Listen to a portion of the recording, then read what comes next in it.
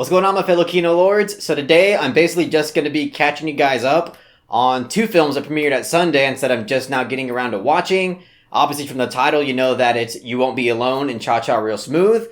And the first one I'm going to be reviewing, if you couldn't tell from the wallpaper, is You Won't Be Alone. So You Won't Be Alone is a film that got a pretty divisive reaction coming out of Sundance. I have a few friends in the Discord that really dug this film, Charlotte being one of them, but there were also a lot more people in the Discord, Perry, Eric, and Cynic, that didn't really get into this film. All I really knew going into this film was that it's a folk horror film starring Noomi Rapace, and that is it. I didn't know anything else about it, and after watching it now for myself, I like this film. There were plenty of things about this film that I appreciated and admired from a filmmaking standpoint, and also I found myself quite engaged throughout my experience, so that's always a plus. I think my favorite thing about this film has to be its aesthetic style, because in my opinion, from start to finish, this film is beautifully shot. A lot of people have been comparing this film to a Terrence Malick style, and honestly, I could totally see it, because there is a huge emphasis on nature throughout this film's visual aesthetic, and I think not only is the emphasis on nature, there for its aesthetic reasons because it just looks fantastic, but it's there to kind of enhance the thematic notions of existentialism, because this film is a very self-reflective and human type of film that is attempting to kind of embody this larger-than-life feeling that we are used to seeing in a Terrence Malick film. And I also think it was quite appropriate for this film to kind of lean into that nature aesthetic, because, again, it is a folk horror film, and I feel like a lot of myths and a lot of folklore have always had a huge emphasis on nature. This film also has a nice handful of voiceover narration coming from the main character that, again, is also something that you would see from a Terrence Malick film. And overall, I do feel like that the film's creative attempt to kind of combine together folk horror and, that existential style of filmmaking, it was quite effective. And to me is, again, besides the fact that this film looks so pretty and the cinematography is just breathtaking, conceptually speaking, I think that combination works pretty well in this film, because this film centers around witch folklore, and it really goes all in with it. This is not a film that, is kind of ambiguous to the point of whether or not witches are real. It just kind of goes all the way with it. You kind of have to accept that, the folklore that we're seeing on screen is represented as reality. And through the supernatural abilities of the witch that we follow throughout this film, she's able to kind of, without giving the concept away, is able to kind of experience the human condition and experience, what humanity feels like. It's a film that, through its evolution of the main character's perspective, is attempting to also give the audience a similar experience. I will say that the poster for this film, and really the marketing in general, was really presenting Noomi Rapace's presence as, genuinely starring in this movie, when I don't really think she stars in this movie, because she really only has one segment in this film where she's present, and I think that segment lasts for maybe 25 minutes, maybe 30 minutes tops. There's other actors and actresses in this film that arguably have more runtime than she does. So I definitely think that there's a bit of misleading marketing there, and I totally understand it. You want to bring more people into the seats, you want to bring more people to watch your film because of the star power that's in it. But at the same time, you might give people the false impression that they're going to be seeing a lot of this particular actress. And believe me, she's not in this film all that much. Also, in regards to the musical score for this film, I do like the score. And again, it is composed in a way to kind of give the audience that existential emotion. And, has this very meditative and reflective sound to it. A lot of uses of piano, of, traditional piano. That's something that you would also hear in a Terrence Malick film. And overall, I do think it works, but I think this film definitely needed to kind of hold back a bit from it, because after a while, it seems like it's a bit over-reliant on it, to where almost pretty much every minute of this film feels like there's score behind it.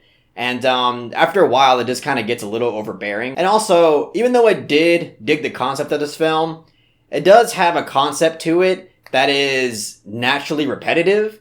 Because the main character does a certain thing twice, and after that, you kind of realize, okay, this is going to be the rhythm of the film. And not that that's necessarily a horrible thing, but it does have a layer of predictability to it in that regard. And there is one particular scene in this film where a woman is being burned, and it's a really crucial scene in the film in the third act, but the human prop that they use for that, the way that it was captured, it seemed really obvious that it was a prop, and it kind of took away from the immersion for a second. But to end my train of negatives with at least one positive, I will say that the actual folk horror elements of this film, I thought were really effective. I mean, we don't give mountains of it in this film, but the moments where it really does lean into that folk horror aspect, I think it is effective, just in terms of the imagery, the bloody special effects, and just the lighting in general. I think it really does capture that folk horror aesthetic really well. So overall, I'm going to give You Won't Be Alone a strong 6 out of 10.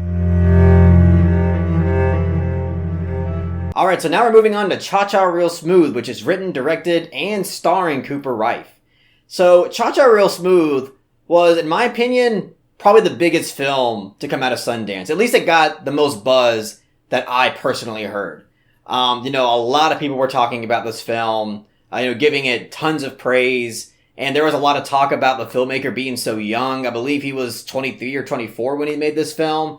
I could be wrong, but he's definitely like in the early 20s. And obviously that's going to get my attention as somebody who is an aspiring filmmaker and, wants to see what someone was able to accomplish so early in their career. And I gotta be honest, this movie's fantastic. I really, really love this film. I mean, honestly, it surprised me a lot because again, I had my concerns of him being so young, but this film is surprisingly mature. And yeah, even though this film is very suburban and white bread, for the lack of a better phrase, that doesn't stop it at all from being insanely wholesome and endearing.